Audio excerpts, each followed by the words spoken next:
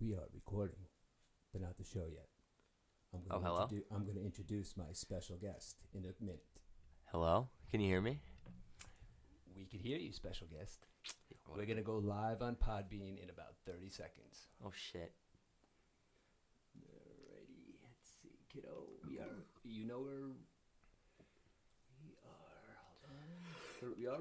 are recording right now, buddy. I know. So. Can you hear me burp? Gotta keep coughing. Alright, hold on. We are still recording. Alright, welcome, Aaron Rodgers. Alright, buddy. I am gonna Let me take a nice little swig. Where did I put my water? let you know. Oh, it's right there. You took my water from me.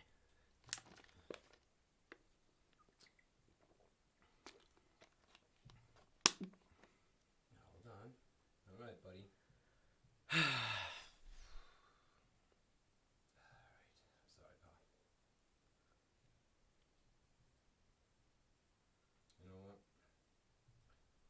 I was going to start the show off with a little music, but it doesn't seem like... No, I don't want it anyway. Alright, we're not going to start off with music. What we're going to do right now is we are going to... Alright, everybody, we are going to start the show now. Listen up, guys. We have a special show for you this evening. EDUBBS, my normal partner, he is on, I guess you would say he's on some kind of mission. He's incognito the last couple of days, meaning, I don't know, he's hard to get in touch with. So I had to bring in a special guest. Now, special guest, don't say your name yet. But let's just say that this special guest is very close to me, and I said something today on my introduction for this special guy, that he's a more passionate sports fan, and he's probably one of the biggest and smartest baseball people that I know. And I'd like to introduce my son, Aidan Murphy, who I've been trying to get on this podcast for so long. Aidan, Finally got it. What's up, everyone? What's up, Aidan? Now, listen, you know you're not going to get off that easy by just coming in and talking about what we said. Really? So, yes. So. Oh, come on. So this is what we're going to talk about, dude. Listen, I talk about you a lot on this podcast. I do. I know. I talk about you all the time. And I tell stories about you, and people hear it, and you're finally on. Now, I'd say you're a passionate fan. Now, let's go back. Like, you're a Mets fan, right? Huge Mets fan. Yep. Okay, now... Which sucks, by the way. It really does. We are going to get to that, kiddo. We are going to get to that. Yeah, another game going on right now. It's probably going to ruin his night. It's a good thing it's the second of a doubleheader. But what I did want to ask you is, when you were younger, you were one of those kids that I would bring to the games, and you would sit there and watch every inning. Now, could you remember a point in your life, because you are a passionate baseball fan, you know your baseball inside and out. Could you remember a point in your life that you became a fan of just watching the sport? I don't really know. I mean, I guess it starts with me playing the sport. And then my earliest memory is going to Shea Stadium and sitting all the way up at the top near at the top of the stadium. And I remember just seeing David Wright, and I just fell in love with David Wright, and I just fell in love with the sport. That's awesome. Now you fell in love with the sport. Now you were that kid that we would go to games, right? Yeah. And I guess you'd look around, and a lot of the other 3 and 4 and 5 year olds would be looking around trying to leave, and trying to get popcorn, candy, whatever it is. But my son, even at the young, tender age of 5 and 6 years old, would not leave that seat for fear of something that would happen. Is this true, Wade? And let me talk about something real quick. I remember one time, me and my dad, we went to a game, and we were getting killed the entire game. And he decided he wanted to leave, so I was like, all right, fine. I was upset. And that game, they ended up hitting a walk-off grand slam to win the game. And I don't think I was so upset. Now, if I remember correctly, I think you were like 7 or 8 years old, because I don't remember who the catcher was. It was this. I don't remember anything. I just remember somebody hitting a walk-off grand slam to win the game. That could, honestly, I might be wrong. Yeah. I remember it was a home run. It might not have been a grand slam, but that's what I remember. Yeah, so I definitely think it was a game-winning one too. It was a game-winning home run, which made it even better. But the point I'm making is that, and even at such a tender age, like what I remember when we moved up here. When we moved up here, you always tell everybody it's kind of cute that you're from Queens, but literally, I'm from Queens, everyone. He's literally there. We moved up when he was 8. I think he was like 8 months old. But we got you into Fishkill Little League, right? Yeah, actually, it was all sport first. That was my first time playing baseball. Was at all sport, and I just became a camp counselor there. My boss was actually my first ever baseball coach, so that's pretty cool. That is pretty cool. Yeah, I do. You know what? I do remember taking you to that camp and watching you out on the field, and I just remember you. Yeah, you wanted the glove, and you really wanted to like really get into the sport. Mm-hmm. But there's a lot of kids just like fooling around and everything. And I remember getting like frustrated as a dad, being like, you know, I was like, look at him, he really wants to play, but the other kids literally just want to like pick their nose or whatever, you know. Yeah. Mm-hmm. But so you know, so we signed you up for Fishkill Little League, right? Yeah. And T-ball, and through the years, right? Mm-hmm. You know, and you just you I coached you. Now, talk about. I want you to talk about this for a second because there was many years there where I was your coach. Now I coached you in T-ball. I coached you in Little League. I coached your travel baseball team, and I've coached your all-star teams. So now, come from a perspective of a kid that gets a coach's kid. You know, a lot of times, like everybody thinks, like the coach's kid gets preferential treatment. A lot of people think the coach's kid gets, whatever it is. But how do you feel from your perspective as playing from a coach's kid perspective? When my dad was my coach, it was the total opposite of what people think would be the coach's kid. Some people, like you said, people think the coach's kid, you know, he plays every single inning of the game. He doesn't take any breaks. He pitches every game as a little kid. But no, if I made an error, I was getting pulled. I never got yelled at. But he made sure that I wasn't being singled out because I was the coach's kid. If anything, he worked me the hardest. So that's what I got to say about that. Yeah, and I think that's important. And I think that's even important early on in life because a lot of these kids that do get preferential treatment because they are a coach's kid, I think in the long run, those kids kind of, I don't know, not to say they get exposed, but through their whole lives, you know, their father kept putting them at that position, like shortstop, batting them first, and it wasn't only me either. I met a couple of my best friends playing at Fishkill Little League, and one of my best friends, Hunter Ferris, I played with him my entire life. Cole Brown, their coach, I mean their dads were also the coaches. Matt Shoemaker, and it was just like that for them too. It was never easy for us. We were supposed to be the leaders on the team. Yeah, and I think as coaches we took on that mantra too because me and Josh talk about it often how you guys have to make an example of the other team, and I think we had a lot of fun doing that, you know. Mm-hmm. Well, what we are here to do, like I could talk to you all night. We could go into stories about about your childhood and this, that, and the other thing. But I just want you to know, I'm going to tell you in front of all these people that Aidan, I'm very, very proud of you, and I've been, you've been playing a sport for so many years that let's say, for lack of a better term, like you started off maybe like behind the eight ball, I guess you would say. Oh yeah, getting cut in 7th grade. And mm-hmm. why don't you tell everybody a little bit about what happened? So before I get into that, when I was growing up, I played two sports. I played baseball and I played basketball. When I was about 9 or 10, it was the first time I ever tried trying out for a travel baseball team, and it was the cadets, and I made the team. And at that time, I was also playing basketball, like I said. And I made the choice to not play travel baseball and play basketball instead.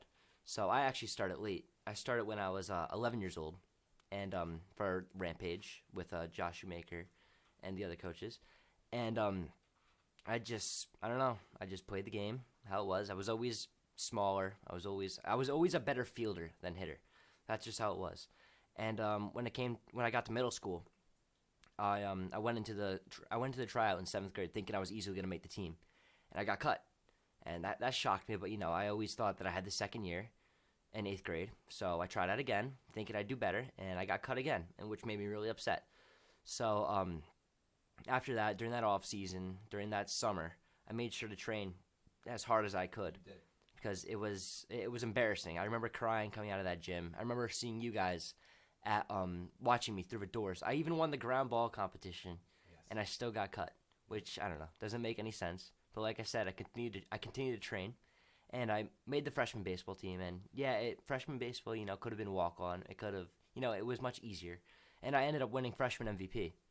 And I get bullied all the time by my friends, Vincent and Scuderi. They call it the participation trophy because it's the freshman MVP. But it meant a lot to me, and I still have that trophy up on my dresser today because it just shows that I pushed myself to achieve my goal. And ever since that, I actually just finished my baseball career this past summer. So yeah, but you know what though, even when we talk about that, you talk about your baseball career being over. I think just watching you play baseball through all those years, some parents talk about, some parents actually talk about, say oh my God, we got to go to the field this weekend. oh, we got another game, or we got to take the practice. I was one of those parents that always thought the exact opposite. I was happiest when I was on the field, either coaching or watching you and your brother play baseball. Because when you were younger, like, I wouldn't say you were awkward. I'd say quiet. Let's say quiet. You were it was quiet, pretty awkward too. Yeah, a little awkward. But I just always remember, like, even when you were I was independent. Independent. Yeah. Yes. But I always remember when you, even when T-ball, like, I always remember you always looked like you figured it out on the baseball field. Now, Coach Scott would always give you a really, really good compliment. And that compliment is you were always the smartest kid on the field. Now, that goes back to when I was saying when I was during T-ball, and as a matter of fact, Coach Jim, the first time I met Coach Jim Broughton was when he was in T-ball, and that's when we met. And we were playing against the T-ball team, and I guess Cole was on the other team, and you tried to turn a double play in what is that, T-ball? And Coach Jim kind of looked at me. He's like, hey, how you doing? He's like, what's going on here? He's like, the kid watches a lot of baseball. Yeah. And then from that day forward, Coach Jim, took a liking to you, and we became very good friends with Scott and all those, and just, the rest is history. And just even from playing the sport, you always gave your all, and you never let anything hinder you from stopping you from getting out there on the field. Like, even if say, you thought that you were being you were outshining somebody and somebody else got that position, you would never say anything. You would always do exactly what the coach did. And I think just looking at you growing into a young man, I think playing sports and just being there, and all the families and stuff, I think it's like really sculpted into a really good young man. You're in college now, and you're gonna go on to do something, dude. And I'm very proud of you, kiddo. Yeah, I like to think baseball changed my life, honestly, because like I said before, I met most of my best friends playing baseball, and like I said, I was a quiet kid. I had friends, but I didn't want to reach out to anybody. I didn't really want to do anything. And when I made the varsity team in junior year, I was the same thing. I didn't really reach out to everyone.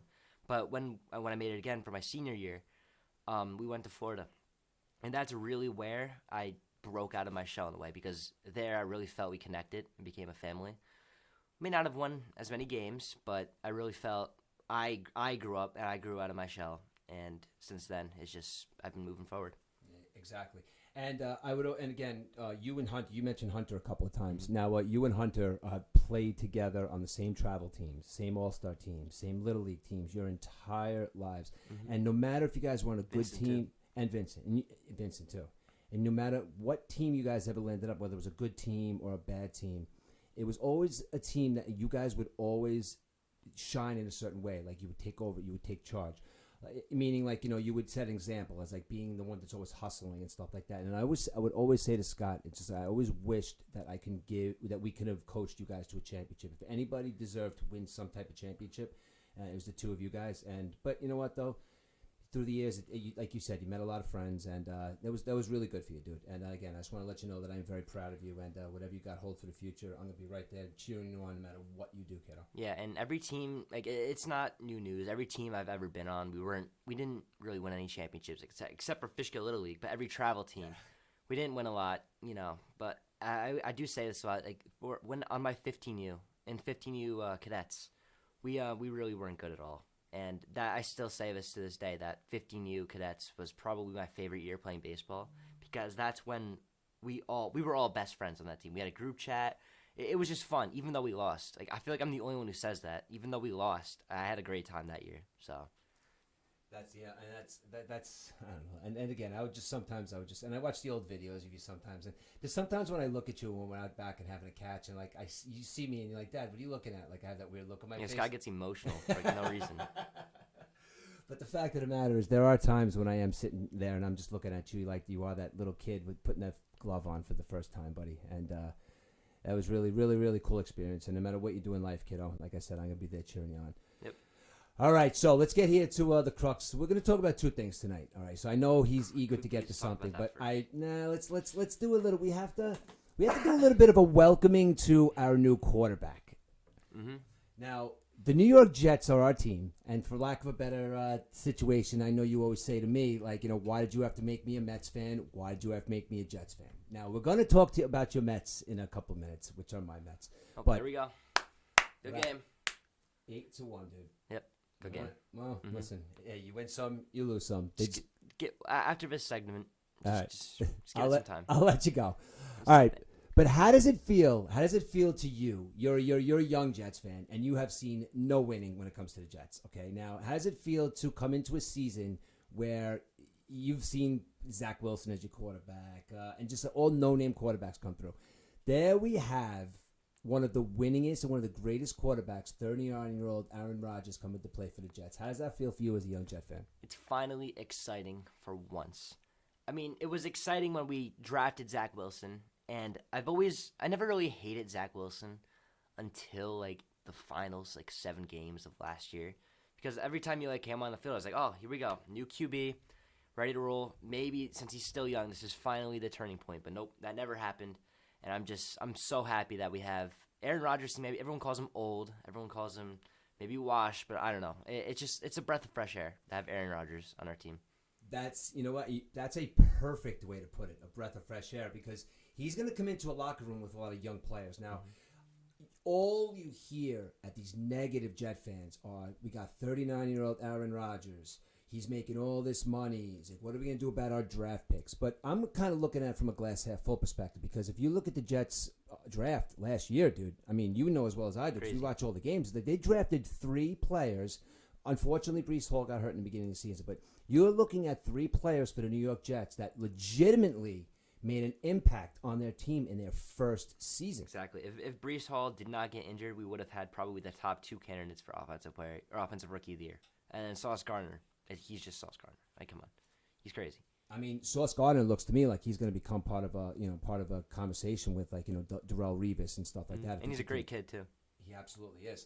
He absolutely is. And you know what sucks is I think, like, this is going to be a year for guys like that. Like, they're in their second year. Right? There's going to be a lot of pressure on Sauce Gardner this year, because he's going to be part of a football team that's led by Aaron Rodgers on the offense. He's a defensive player of the year, a rookie of the year last year. I mean, there's no reason why he couldn't have been defensive player of the year, but he's a rookie, and there was a lot of defensive players that played well last year. But he's going to be part, and there's going to be an offense that's going to be scoring points. He's going to be part, and he's going to have to become a leader on that with him and DJ Reed at the corners. I mean, what do you think about that? Yeah, they're both amazing cornerbacks. But, like, when you say he has pressure on him, I feel like it's good pressure in a way, because it's not like we got worse and he's the only captain we have on our team. I feel like since he got, like, remember, he was very passionate about getting Aaron Rodgers onto the team. So was Garrett Wilson, and so was Breece Hall.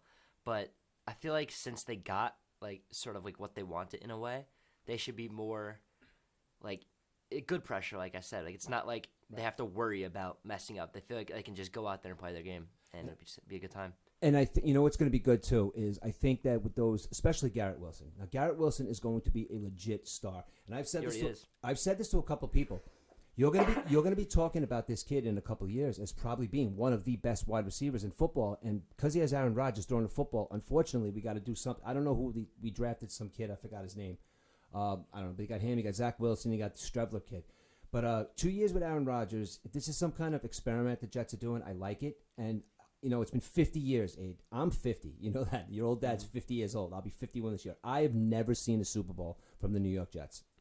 And going back to Garrett Wilson, you say he could become a top wide receiver in the league. I feel like he already is. He just didn't have a QB last year. That's all it is. There were times last year when, again, I know me and you watched almost every single game together. I watched every game. Yeah. And there were times when you'd see Garrett Wilson throw his hands up like he'd throw the ball 20 feet over his head. And Garrett Wilson's a wide receiver. If you watch him, he will catch the football. If you throw it within his vicinity, he will catch it. It's just with Zach Wilson last year. I don't get it. You're an NFL QB with the potential to be drafted. Well, we got him at 3rd, right? Yeah. We drafted him 3rd, meaning he was gross in college, right? Right. So I get, like, there's more pressure in the NFL, but what is it, his second year? It was his second year. We're going into his 3rd year now, but in his second year, I feel like the nerves should have calmed down by that. Like, he's not even making the basic plays. Like, it's ridiculous. It was so tough to watch, and I'm just, like I said, happy for a breath of fresh air. Yeah, and even on the defensive end, like, what's good too about Aaron Rodgers coming to this team is, like, I think maybe one of the main sticking points was, like, we have a legit defense. Offense too. Exactly. Better offense. You think the offense is better than the defense? No, I said that, and then I was like, wait, time out. No, It's even because if you look at what we already added Al Lazard. Right. We got obviously we have Garrett Wilson, we have Brees Hall, we have we still have Corey Davis. True. Who else do we have? We just Reggie Cobb. Randall Cobb. Randall Cobb. Yep. He's gonna be a good fourth, and our running back running back core, we have Brees Hall, then we have Michael Carter, then we have McKnight, yeah, Knight, Bam, yeah, Knight, whatever his name is. But yeah, we're two big Jet fans. We can't think of 3 and 4. Whatever. But yeah, I feel like it's even. Yeah, I feel. But you know what though? I think that there's more potential for stars on the defense though. When you think about Sauce Gardner, and we just I forgot who we drafted, but I know we just drafted a really good cornerback / safety, whatever position. Mm-hmm. But I want to go back to the offense again. Saying that, we're also this entire draft, we just drafted so much offensive line help that we had 0 offensive line last year. Zach Wilson, you could say Zach Wilson had 0 time in the pocket because that's why he was making all those bad throws. But like now we have an offensive line, and Aaron Rodgers is going to have time. He's going to be protected, and I see nothing but what's the word? Nothing but good stuff. Good stuff, yeah. Nothing but good stuff. I mean, because he's going to come in. Aaron Rodgers is going to come into that offense, and he's going to demand stuff from people. I mean, he's that guy. He's like, I don't know if you met Tom Brady when he was going through a little bit of a rough time. He like demanded that his offensive line protect him, and when they didn't, they knew they'd screwed up. Mm-hmm. So Aaron Rodgers is going to go into this offensive line core. He's Mekhi Becton. You see what they do with Mekhi Becton the other day? Yeah, declined his 5th year, which is a great idea. Yeah, now, but what does that say from a Jet fan perspective? How somebody that we drafted so high and we had such high regards, he's 7 feet tall, 300-something pounds, and he can't stop eating. It's annoying. It's annoying. You're an NFL offensive lineman. You finally reached your goal, and you have one job: stay healthy. Yeah, that's it. You got to stay healthy and just play. And I don't care if you're good or bad. Well, I do, but like. You know what I mean? Like, come on, he's got to stay healthy, and I like how they declined his 5th year because that shows that he needs to prove himself. If he doesn't prove himself, he can get out of here. Yes, but what that says to me is they declined his 5th year. So, in other words, it says to me is like he has no room for error. He's gone. So, in other words, play good or play bad. They're tired of him coming in overweight. Mm-hmm. They're tired of him coming in and being lazy. They're tired of him being the biggest guy on the football field to protect the quarterback, and he can't even do it because he's lazy. I find that a guy like that with such athleticism, when you're 350 pounds. He also just lost a lot of weight this year too. He's been in the gym, so he's looking better this year. But like we said, he's just got to stay healthy. He can't get injured. Yeah, that's it. That's exactly right. I mean, but there is absolutely good things coming for the Jets. I just hope this isn't some kind of look, for lack of like when Brett Favre came here. I love Brett Favre. I don't remember that. Well, I remember it, but I don't remember watching. When Brett Favre came here, Brett Favre's a winning quarterback. He's a tough guy. He's a gunslinger. Everybody was like, Brett Favre's coming. It's going to be bad. Brett Favre didn't really do much here at all. At the end of the day, Brett Favre wanted to go to the Vikings. Brett Favre's a scumbag anyway. I mean, because all that stuff that he's going through with his hometown and building these volleyball stadiums and stuff like that, he's stealing taxpayers' money. You really haven't heard anything about that. As a matter of fact, I was looking at a interview the other day with Aaron Rodgers, and they were asking him about the comparison to Brett Favre. I was just going to say that. He's going to do the same thing. You better watch out. No, it's funny because, he basically made the insinuation that, maybe if this was like 10 years ago, maybe I would have asked Brett for some advice. But, me and Brett really don't talk too much right now. Mm-hmm. All right, but anyway, I'm really, really excited. I really want to, I'm really excited about football season, but I'm... How am I going to bring this up? All right, let me intro this for a second because I want to welcome Aaron Rodgers, and that was a Just of Us show. We're going to go through a quick show here. Football season is not really fast approaching, but we are right now at the beginning stages of a season of our New York Mets. Now, you've heard me talk on this show many times about the passion that my son Aidan has. It literally ruins his day when they lose. I think me being almost 51 and you being 18, I think that... Wait, can I say something? Can I just jump into it? 100%. I'm looking at the TV. Our amazing Hall of Fame pitcher, Max Scherzer, came back from a suspension today.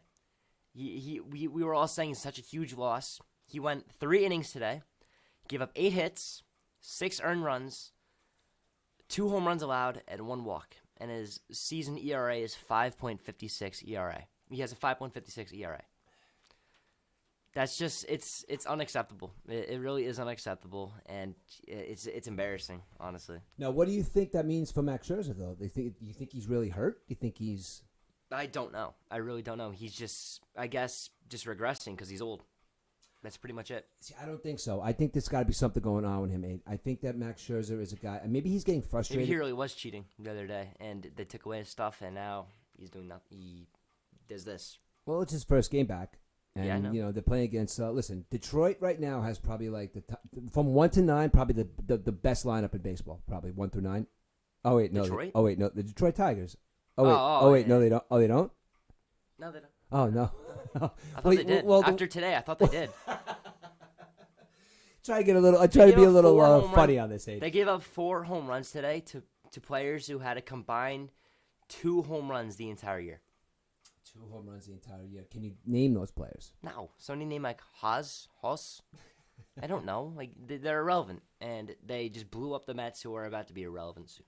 All right, now you know what? I'm going to call you out on something here because I know you like to talk this. Buck Showalter? Yes, I'm going to call you out on the Buck Showalter thing because, what did I write? and I understand how you feel. I do because listen, and anything that my son says negatively towards the Mets or whatever, it's all passion related because I sit here and I watch him. He's going to say they suck. He's going to say this. He's going to say that. But at the end of the day, Aidan is one of the biggest Met fans I know. But I have to call you out on the fact that you tell me that Buck Showalter is a bad manager. He doesn't know how to manage a bullpen. He doesn't know how to manage a bullpen, and he didn't know how to manage our young players, Brett Beatty and Alvarez, at the beginning of their stint. Now, recently, Brett Beatty's been playing every single game, which is great. Finally, Brett Beatty is probably my favorite player to watch on the Mets right now. And Alvarez is finally picking it up too. But Tomas Nido, Luis Guillorme, and Eduardo Escobar need to be sent down to AAA. Yeah, Yes. Escobar. Maybe not Escobar because he could probably fill in at DH because he's been actually hitting kind of decent recently since he's been benched. But I'd much rather watch Mark Vientos, Brett Beatty, and Alvarez play every single day than Escobar, Luis Guillorme, and Tomas Nido. Why do you think Alvarez isn't the everyday catcher? I honestly do not know. I don't have an answer for that. I don't understand why he's not the everyday catcher. The reason why he was so slow to start the year is because he wasn't given enough at-bats to really get rolling. Like, he would have him platoon with Nido. Actually, no, he'd be the backup catcher to Nido, who I think is still hitting below, like, 150. I still don't know why he gets playing time. Maybe because he's a good catcher, but if you really look at the stats, I'm pretty sure Alvarez, like everyone frames Nido, or everyone says Nido is like one of the best framers in the league. Mm-hmm. But if you look at the stats this year, Alvarez has been much better. I think he's like top in the league in framing. Wow. You know what's happening too with these catchers too, and I mean, listen, I love it because I love that kind of baseball. But they're talking about the stolen bases because of the bigger bases. Mm-hmm. Now there's a lot more stolen bases now. Mets are 6th in the league, I think. Are they 6th in the league in stolen bases? The point, what I'm saying is, because I remember last year, the reason why I kind of liked Nido is because I thought that Nido threw out batters a lot more than most, because we're not really used to having a good Mets catcher. I mean, I remember Gary Carter. I mean, we don't think about it. Like, think of in your lifetime somebody you could hang your hat on as like, wow, that was my catcher. Not in my lifetime, no. So when you got a guy like Nido that comes in there and he could handle a pitcher, or he could frame a pitch, or he could throw people out.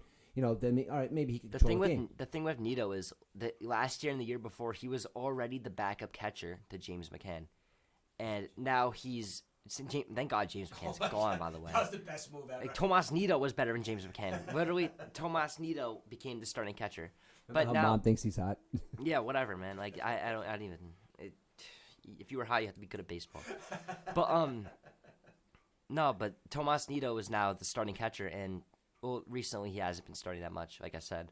But Alvarez needs to get more playing time, and Brett Beatty's finally getting the playing time he deserves. Yeah, I also think Brett Beatty should be moved up in the lineup, by the way, because Starling Marte, recently he's been selling the bag. He's been sucking, like really. He's been making hard contact, but he looks lazy in the field. The Mets lost the first game today. I think it was 6-5. We lost the first game today, and they rallied in the bottom of the 8th. Now, they had one out in the bottom of the 8th, and there was a little fly ball that was hit to right field for Starling Marte to catch that had a 90% catch percentage, meaning that it should Yep. And he didn't catch it. He looked like he jogged. He was top in the league in speed last year, and it just looks like he still should be, but like he's just not hustling. Why do you think that is? I honestly think that when you watch some of these players on the field, Aid, I honestly think that there's something's going on mentally, like maybe with other players. It's got to be because of his injury last year. That's why. Do you think he's favoring an injury? That's why he's not playing well? Yeah, I think he might think that he can re-injure himself, and he's just not like hustling all the way through because he doesn't want to re-injure himself. But when you're losing a game like this, he's already blown. I think he blew the Braves game the other day because he didn't catch a fly ball because he took a terrible angle. Yes. He blew another game, and he blew today's game, and he finally got benched today. I don't think that's why he got benched. He probably got benched for rest because he's getting old and doesn't want to re-injure himself. But it's just, come on. It's inexcusable to be a Major League Baseball player. And I know it's stats, but if it has a 90% catch percentage and you're a Major League Baseball player and you don't catch it, I think I could have caught that ball. I think you're right because it looked like he was afraid to catch the ball. It looked like he was afraid to take that extra step to catch the ball, especially today. The way he dove was so weird too. He looked like he fell on the ball.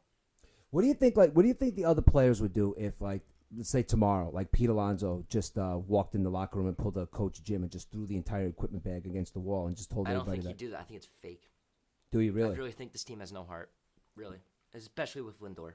I think Lindor, because of remember what he did in 2021, the thumbs down? I do, yeah. I think Lindor, I think it's just fake. He's just happy he got paid, and it's just ridiculous. Now, this could just be the anger. Now, they could. Yeah. I keep saying, I said to my dad today, I really hope that since the Mets always start off hot and they end off slow, I really hope since they start off slow this year, they end up, going off and making the playoffs and going to the World Series and just popping off. Yes, I know. I mean, we went to that playoff game last year. The only one that they won, but it doesn't even matter. It was fun. It was cold. Yeah, it wasn't worth it. But looking forward, though, I mean, listen, they went on the West Coast run there, and they won a 7-3. No, they even looked terrible against Oakland. I know, and Oakland is not a good baseball team. They suck. They're not even they're just terrible. I think they actually have more hits than the Mets right now, actually. Yeah. But when Steve Cohen can't be happy about this. So what do you think a guy like Steve Cohen does when July comes, right? Let's say the Mets are playing. Let's say they're about 6 games over 500, 7 games over 500. July comes around. Does Steve Cohen say, you know what, call up the Angels and say, give me Ohtani? I hope so, but I don't want to give up Brett Beatty. I will give up anybody but Brett Beatty. 100%. If the Angels call the Mets up, they're going to want Brett Beatty and Alvarez probably for Shohei Ohtani. Because at that point, it's going to be a trade decision. Then at that point, it's I don't even know what I want. I mean, I guess you have to take Ohtani, right? Yeah. But it would just be upsetting. I'd be happy if I get Ohtani, but I'd be really upset if I get Beatty. Because if you look at Beatty's start to the season, I don't really think he either strikes out or he makes really solid contact with the ball every single time. I feel like every time I watch him hit, he just lines out. And he hit a ball today to the warning track, and I think it had a 600 xBA, which is I don't really know what the stat means, but it should have been a hit. It should have been a hit, seriously. But it's just ridiculous. And Beatty has so much potential, but if we're giving up Beatty to get Shohei Ohtani, then you have to take Shohei Ohtani any day of the week. Right. Now let me ask you a question, not Mets related. We'll go back to the Mets for a second. We had this conversation, and I ask a lot of people this: who's a better baseball player, healthy, Mike Trout or Shohei Ohtani? See, I don't know. You can't ask me that because Shohei Ohtani does both. Yes. But Mike Trout was the player of my generation, and I still believe Mike Trout. I don't really know how good he's doing this year. I think he's second in AL MVP votes or something like that. He's playing well. But guess who's first? Shohei Ohtani. Exactly. I forgot Shohei Ohtani. He's on some sort of streak with hitting for a pitcher, which is obviously because of Ohtani. No, we both of us just said something. We're talking about two players, right? Shohei Ohtani and Mike Trout, that are two best players in baseball right now, right? 1 and 2. What the hell is the Angels organization doing with these two players? I don't know. They have two of the. They right now Okay, the Angels right now have, I'm going to say it, two of probably the best pure baseball players that I've seen in 20 years. I think Mike Trout's one of the top 5 greatest baseball players of all time at this moment. A healthy Mike Trout, there's nobody on the planet in the last 20 years that's a better baseball player. Now, you're looking at an Angels organization that has Ohtani and Trout, and they haven't even made the playoffs. I don't get it. What do you do as an Angel? Like, we're Mets fans, right? And we're pissed off that these guys aren't out there playing every day and grinding. Like, what do you do when you have two of the best players in the world and you can't even win a playoff game? It makes no sense. That's all I can say. It makes no sense. If I was an Angels fan, I'd like go on strike. I'd stop watching. But actually, I can't even say I'd stop watching because if I was as passionate as an Angels fan as I am as a Met fan, I'd still watch every game. But it would be like watching the Mets. Disappointing. Yeah, no, you're right. You're absolutely right. Disappointing, upsetting, and it would just ruin my night every single time. Because, again, like, listen, we have Pete Alonso, we have Francisco Lindor, we have Jeff McNeil, we have guys like that, but we don't have Mike Trout and Shohei Ohtani on our team, dude. I feel like if we have Mike Trout and Shohei Ohtani, we'd still lose. Oh, come on. We'd still lose. We'd still lose. My son, we would lose the World Series if we had. Let's go over positions right now, Wade. Real quick. Who would you want as your first baseman? Like at the moment. At the moment, who would you want as your first baseman? I'd probably say Pete Alonso at the moment. Who would you want? Who would you want as your second baseman? Probably Jeff McNeil. In the entire league. Yeah. Who would you want as your shortstop? Trey Turner. Who would you want as your third baseman? Don't say Brett Beatty, dude. Nolan Arenado. What would you say about your right fielder? Right fielder, Mookie Betts. Mookie Betts, exactly. Center fielder, Mike Trout. left fielder. Juan Soto. No, actually, I don't want Juan Soto. He's been shit in the bed. I don't know who I'd want. All right, we're going through star. Oh, my pitcher, I want Shohei Ohtani. Shohei Ohtani is your pitcher, and who's your catcher? JT Realmuto. Okay. No, Adley Rutschman. Why would I say that? Adley Rutschman. Okay, so now that team puts on a Mets uniform. Okay, what happens to that team? We win 90 games. I swear to God, we'd win 90 games. It's like we're cursed. I promise you, we're cursed. I will never. I promise. Now you break my chops all the time. As you break my chops all the time. You tell me that I'm not a fan. But you know at the end of the day that I am. Yeah. But the fact of the matter is, like, I've just seen so much heartache. Aiden, No, wait. Can I tell you? Let me tell you why I break your chops. Your chops. It was really last year when you'd be like, we would be on this huge winning streak because we were actually good in the beginning of the year last year, and we'd win like 6 games in a row, and then we'd drop a game to Miami, and you'd be like, you know what? They're not going to go 162. Obviously, they're not going to go 162-0. But you were like, they can lose every once in a while. Now, can you tell me what happened at the end of the year? We lost. So we could. You know what though? And you always, and you're 100% right. I you tell me that those games that I was like, we'll win the next one. We could have won this. That they mattered because they would have been the 1 seed. Because we would have been. We wouldn't be the. No, they would have got the bye. We would have gotten the bye. Right. And we would have played the Phillies. Yes. And the Phillies, the Braves would have played the Padres. Mm-hmm. Then the Padres would have played. Then we would have played played the Phillies anyway. Yes. And then I feel like we'd beat the Phillies. We owned the Phillies last year. What did we do? We threw a no-hitter against them last year. We came back. We came back in the 9th inning by 6th. Yep. Then we would have probably played the Padres. Now I don't know. We got crapped on by the Padres last year in the playoffs. So I mean, we probably would have lost there, but like, at least we would have made it to the NL Championship. You know what I mean? Yeah. But it would have been a little bit more of a. Sorry, I keep cutting you off, but it would. No, I want you to it would have been a little bit more of just like, all right, excitement for this year. But then this would happen anyway, and I'd probably be even more upset. So. Yeah. But how would it – listen, real quick, Mets win the World Series this year. What does that feel like? I can't even describe the feeling. Yeah, just pure happiness. And then, oh my God, the bragging I do. Oh, my God. My friends would never hear the end of it. And then I would I'd be in school. I'd take off school for the parade. I'd go to everything. And if there's a Game 7, we're going to Game 7. Yes, we are. Now, there's two teams in our lives, the Jets and the Mets. You have never seen either one win a championship. I've seen the Mets win in '86, and that's... At least I saw Game 3 of the World Series, and they won that game in 2015. Mm-hmm. But, What would feel better, a Jets Super Bowl or a Mets World Series? A Mets World Series, by far. Like that's like... I'm a fan of the Mets and the Jets, and I am light years ahead a Mets fan than I'm a Jets fan. But I am still a huge... Jets fan. Like, that's how much of a passionate Mets fan I am. And like when it comes to other sports too, like I follow the Celtics because you're a Celtics fan. Right. But my favorite athlete of all time is Stephen Curry. Right. So it's like I'm just a fan of the players for the NBA. So it's like if the Celtics win the finals this year, it's like congratulations, Dad. Yeah. You know what I mean? See, I was sweating it the other night, man. I was so pissed. Yeah, and I didn't really care. Like we if you wanted to, we could talk about basketball for a second. I'm watching that Celtics game tonight, and I'm watching it tonight. Marcus Smart he's playing at another level right now.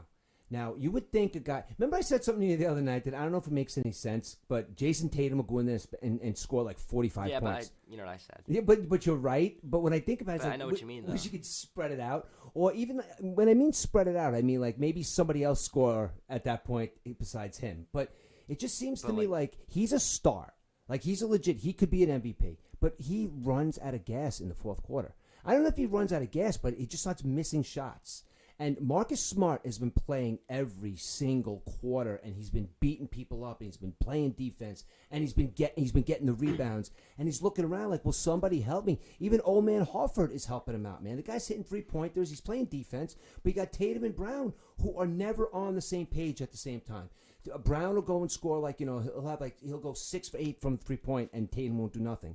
And then they got to start playing on the same page together, and they got to start doing something about that defense on the Celtics. I can't even say anything because I haven't seen one Celtics game yet this playoffs.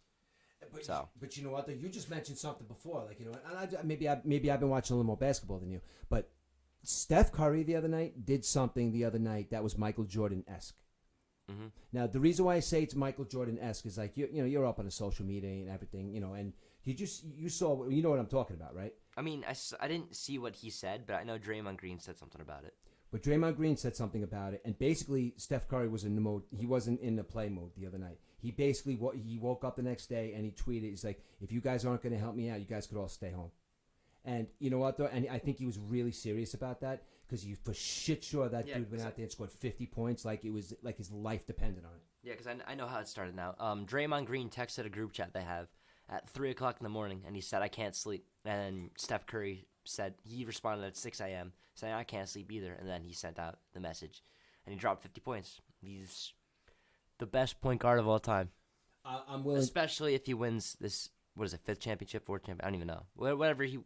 If he wins the finals this year, he's the greatest point guard of all time and top 10 of all time. Now, do you think, looking at him watching play, do you think he's a cocky player? No. I don't think he's a cocky player at all, and I think that's why I like him so player. much. I think he is the perfect player. I really do. I think he's the perfect athlete. He's literally, like I said before, I'm the biggest Mets fan, biggest Jets fan, but Steph Curry is my favorite athlete of all time. Like I said, I could tell you, I'm a Celtics fan, but in Michael Jordan killed the Celtics back in the day, but Michael Jordan is probably my favorite. Isn't it amazing? Check this out for a second. Me and you, we're huge baseball fans. This house eats, sleeps, and breathes baseball. Even Mom watches it. Shannon watches it. Jack watches it. I mean, we all watch baseball. We eat, sleep, and breathe it. But me and you just said our favorite athletes of all time are basketball players. Yeah. Now, why do you think that is? I really don't know. I guess it's, for Curry, I guess it's just the memory connected with it. Because, I can't even say that. Well, the first time I ever seen Steph Curry play is in 2014. And, we were in the city, and we got home late, and we went to the hotel room, and they were playing, and I saw Steph Curry do behind the back layup, and that was before the dynasty, by the way. I'm just gonna put that out there, and I fell in love with Steph Curry that moment, and then they just decided to become one of the best teams of our generation. Actually, I would say the best team of my generation, and I couldn't even say I would probably if they didn't win, what was it, 3 championships in a row. I would probably consider myself a Warriors fan. But when I was growing up, I tell all my friends I'd be a Warriors fan, but then I just get called a bandwagon. So it's like I couldn't even represent my team without getting called a bandwagon, so it kind of ruined it. Right. So now I don't really have a team, but yeah. You know what? I'm going to say something about that bandwagon bullshit. I mean, a lot of people say, bandwagon. That's fine. You know who I think who are bandwagon fans? I think bandwagon fans are the people that don't normally watch sports, or they're like a brother or sister of somebody that wants to root for a different team. But I think somebody that looks at sports is passionate yourself. You're not a bandwagon guy. You're not going to follow a team just because you're a Mets fan, for Christ's sakes. Look at all the heartache that we go through being Mets fans. You know what I mean? Mm-hmm. So I don't think that you would be a bandwagon guy because it makes sense for a kid of your generation to like Steph Curry. Just like it makes sense remember Jacob Tivnan. It makes sense for him to like LeBron James, Miami Heat, because it's that generation. Michael Jordan was my generation. Larry Bird was my generation. So I think that definitely liking Steph Curry and becoming a Warriors fan isn't a bandwagon. Yeah, no, it isn't a bandwagon. Well, especially because I decided to start watching them in 2014 before they started winning everything. But it didn't matter. I would still get called a bandwagon from everyone. But you know what's funny too about that is, being the Celtics fan that I am, it's like, and I do like watching the Warriors. But the Warriors, you could say what you want about the Warriors. Like, you always say about the Yankees, they bought their championships in the past, or teams that bought their championships. The Warriors were a terrible basketball team for a very, very long time. They went through years and years and years of first-round draft picks. With the exception of Kevin Durant, when he came over there, they drafted that entire basketball team. They didn't buy them. They drafted Draymond Green. They drafted Steph Curry. They drafted what's his name? The other Splash brother there. What's his name? The other one, 3-point. Jordan Poole? No, the guy's brother plays in the NFL. What's his name? Klay Thompson? Klay Thompson. They drafted Klay Thompson. They drafted those guys, dude. I thought you said Klay Thompson. Right? I think they might have drafted Iguodala too. I'm not 100% sure. But yeah. But that's the thing, when that was a team that they started from the bottom and they won all those championships. And you're not considered a bandwagon guy, Aidan, because you're way too knowledgeable about sports for someone to become a bandwagon guy. I saw a stat. I correct me if I'm wrong. Actually, I don't even know if you know this stat. The only Western Conference team to beat the Golden State Warriors the last Western Conference team to beat the Golden State Warriors in the playoffs was in 2013 and 2014. I think it was the Rockets. Okay. But I'm not sure. It was another team. But it was 2013 and 2014 was the last time they didn't make the finals when they made the playoffs. Wow. Now, watching a kid like Steph Curry play, I think that Steph Curry is one of these kids and these athletes that he's going to go down in history as one of these guys like, you hear things about Michael Jordan. Like, Michael Jordan was supposed to be a real douche. You know what I mean? Like, I don't think Steph Curry's punching Klay Thompson in the face. But I do think that he's a different kind of leader. Like, he leads by example. Like I said, he's not going to stop a practice, and he's not going to beat the shit out of the point guard because he doesn't make the play right. Michael Jordan will. But Steph Curry's a guy that, you know what? You guys aren't going to follow me. I'm going to take the basketball. If I got to score 50 points to win the basketball game, that's what I'm going to do. And I think that the NBA is lacking players like that because... Wait, you know what's funny? You said Steph Curry has like these explosive moments and like he takes over control, right? You just said that? Yes. I think it was Shannon Sharp who said he hasn't had one moment where he's taking. I saw like a quick little Instagram video. Shannon Sharp has a bunch of like irrelevant NBA players above Steph Curry on his top list of all time because he hasn't had an explosive moment, even though he has. How did he really say that? I gotta look that up. Yeah. How does Shannon Sharp say? I gotta find that like right now. How does Shannon Sharp say that Steph Curry has not had any explosive moments? The kid is Oklahoma City Thunder when he made that half court shot. Remember that when he broke the 3-point record numerous times, Aidan. And you know what's funny about him is like he shoots the ball with such ease, and when he gets that basketball in his hand, I think from somebody had said something like he's got the quickest release point I think out of any for hitting the 3-pointer. I think he does. He gets the ball, bang. I mean, even Larry Bird. Larry Bird is somebody who really never gives anybody accolades. Even Larry Bird is amazed by the way that kid shoots 3-pointers. He never says nice things about people. Greatest shooter of all time. Definitely up there, yeah. Well, greatest 3-point shooter of all time. There's been a lot of good shooters. And Ray Allen's up there, too. I think Ray Allen's up there as one of the greatest shooters of all time. Listen, I'm not taking away from Steph Curry's one of the greatest basketball players of all time, dude. He's better than LeBron James. This guy's crazy. Where's LeBron James on your top list of all time? LeBron James is in my top 5. He's not. The thing is, he's not top 2. No, he's not top. Which is ridiculous. I mean, I don't have any stats to back up right now, but come on. Let's not talk about stats. Let's talk about pure basketball. Yeah, he could be a baby, but he's been baby. dominating this league for what is he in his 21st, 22nd? Yeah, 21st season. Charles Barkley says it to him on the new commercial that they have. You got to realize that this was the first.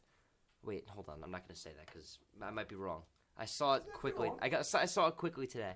I think this is the first year since he's been in the league that he hasn't received one MVP vote. Really? Amish Outlaw, what are you talking about out there? You keep saying that he's top there? 5. Josh is out there.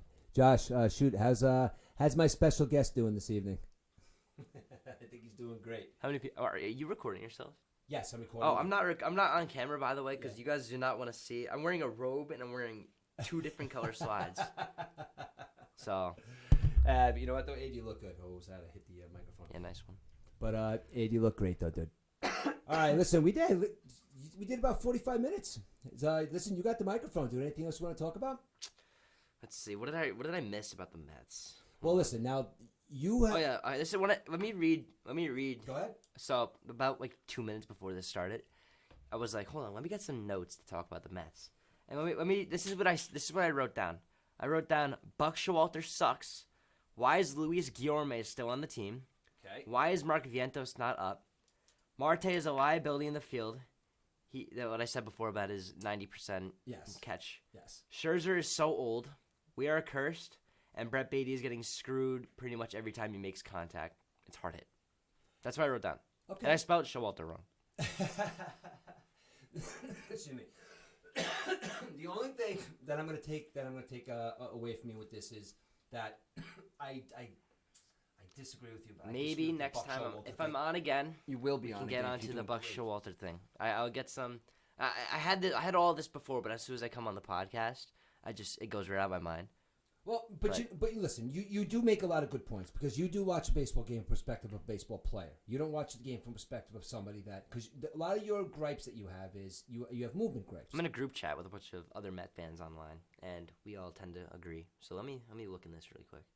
But the point I'm making is, just because doesn't mean, because that's you're still passionate. You still, I just don't understand the fact that when you look at me and you tell me that Buck Showalter is a bad manager. My response to that is, who else are we going to get? And you're right though. I don't know who else we'd get, but he makes some really questionable decisions. Like today. Why? So going back to Luis Guillorme, I feel like at the end of the lineup today was Beatty, Luis Guillorme, and Alvarez. I don't understand. It should have probably been Beatty, Alvarez, then Luis Guillorme. I don't even think Luis Guillorme should have been in the lineup today. Yeah.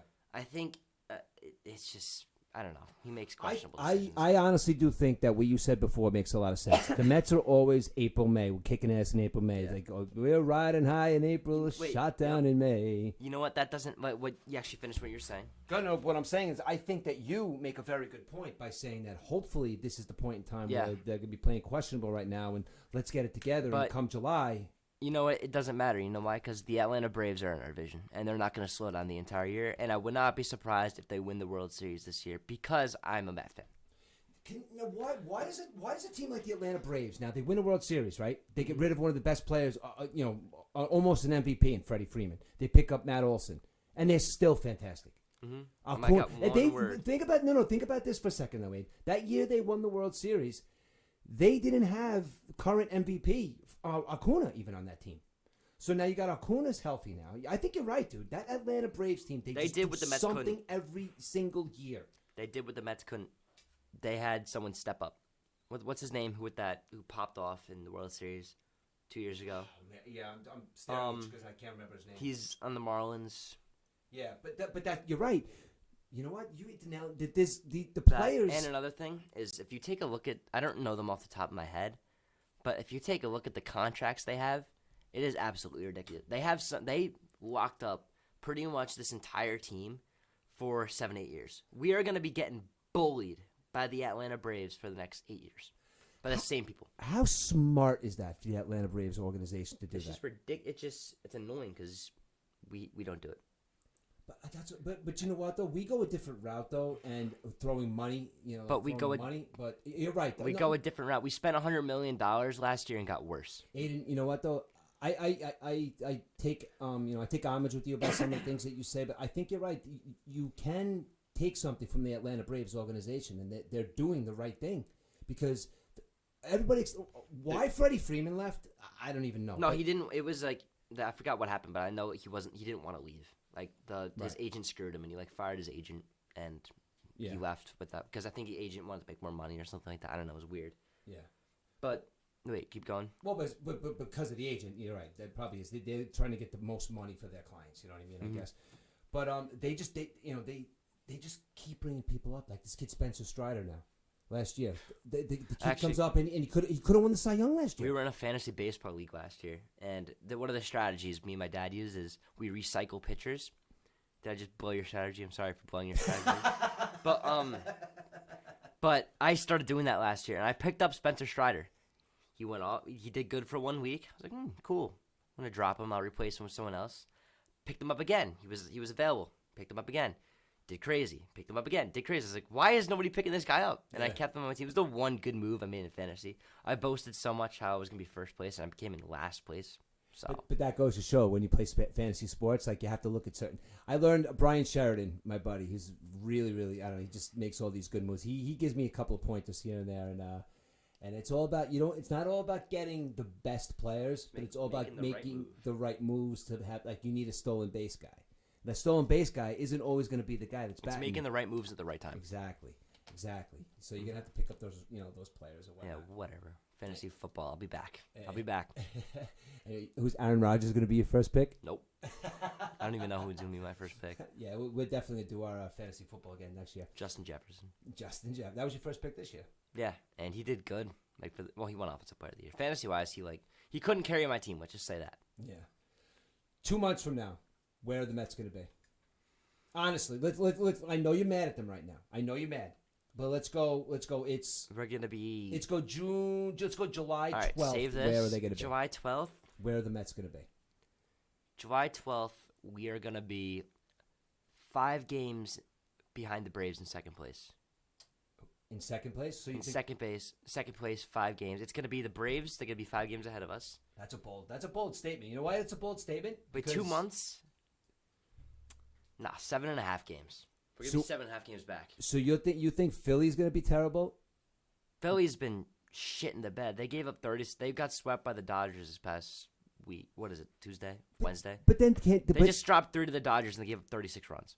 But what I'm saying though is now maybe they're just waiting for that because they did that last year. They didn't play that well last year. They also just got no. I don't know, man. We're gonna be like the same as Philly because they got Bryce Harper back too. I know. Bryce Harper's probably gonna be a DH though, right? Mm-hmm. Oh. Yeah. No, he's been playing first base. Oh, he has. I didn't know. Oh, you know what? I saw that one day. He was taking. Reese Hoskins is injured. I hate that guy. He's a Mets killer. I know. He's a Mets killer. Favorite Met of all time, besides David Wright. I don't even know. Brett Beatty. Really? No, I don't even know. Honestly, it was DeGrom. No, it wasn't even DeGrom. I haven't really had a favorite Met because Alonso pisses me off. Lindor pisses me off. How about this? How about a better Brandon Nimmo. Okay. There we go. I was right about Nimmo the entire time, and you guys, you know it. Yes. You know what, though? You were. I was ready to give up on Brandon Nimmo. He's been in a slump, though. I'm not going to lie. But you know what, though? But you really think, though, if Brandon Nimmo went to the Colorado Rockies for $120 million, you think he'd be doing the same thing he was doing for the Mets? Probably better because they play in Colorado. See, I don't think so. See, I think that Brandon Nimmo is a product of his environment. No, I think he would probably win MVP because he left the Mets. Yeah, because we didn't bring him back because we're cursed. I just think that he's I just think that Brandon Nim is a product of the Mets environment. I think that if you put him on another team, I think that he's just going to be. See, I think he's just a product of himself. All right, and you were right about because of his hustle and his heart. Yeah, you were right about him too. And McNeil, you were right about McNeil. I was ready to give up on McNeil too. Because I'm a better fan. You're not a better fan. You're just a younger fan. Because like I said, fan. I've had. Wait, can I say I've been thinking? I'm in this group. Like I said before, I'm in this group chat, and it's just a group chat, just me and like 13 other people just shitting on the Mets the entire time because they suck.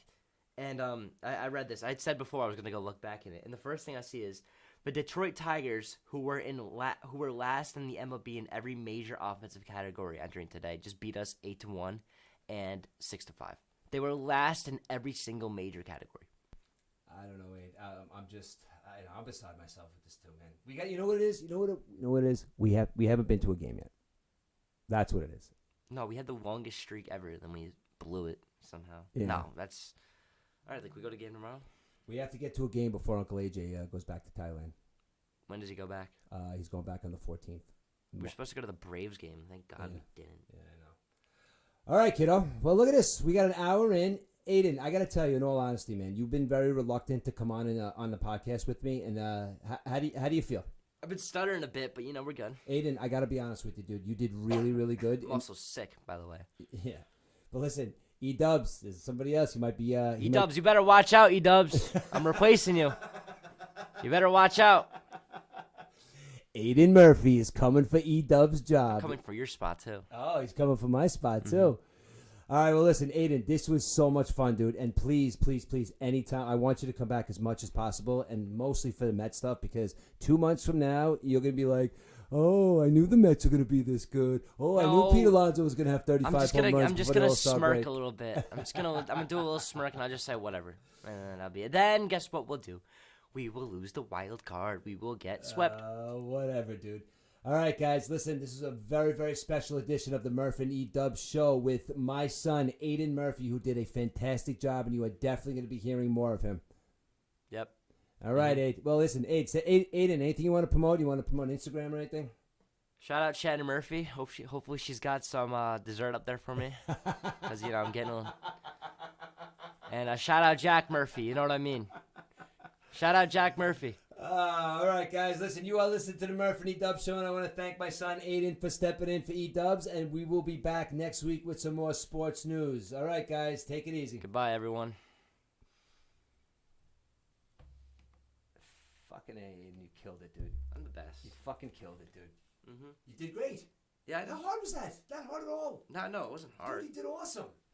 Oh, Aidan, you did. Oh, that's still. Oh, I didn't say the one thing I was gonna say. It's all right. Aidan, I was gonna say thank God I'm on this goddamn podcast because I might have broke my TV. Well, you're still being recorded. Oh yeah.